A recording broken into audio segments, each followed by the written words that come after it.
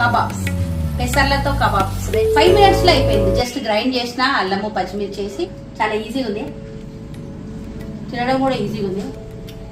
పెసర్ల ఆరోగ్యానికి చాలా మంచిది కదా, అయితే పెసరట్టు చేస్తుంటాం ఎప్పుడు. ఇంకా మొలకలు స్ప్రౌట్స్ చేసుకుంటాం కదా పెసర్లతోని. ఈరోజు పెసర్లతోని కబాబ్స్ తయారు చేసుకోవడం చూపిస్తాను రండి.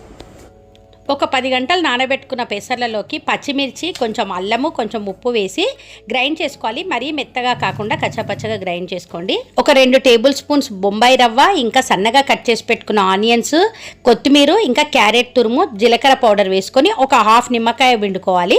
ఇంకా తర్వాత దీన్ని వీడియోలో చూపిస్తున్న విధంగా ఇట్లా రౌండ్గా అనుకొని, ఎక్కువ ఆయిల్లో డీప్ ఫ్రై అవసరం లేదు, పెంకపైనే ఒక 1 స్పూన్ ఆయిల్ వేసుకొని 2 సైడ్లు కూడా కాల్చుకుంటే ఎన్నో ప్రోటీన్స్ ఉండే పెసర్ల కబాబ్ రెడీ అయిపోతుంది. ఈ ఫుల్ వీడియో మన ఛానల్ నేమ్ కింద ఉంది, చెక్ చేయండి.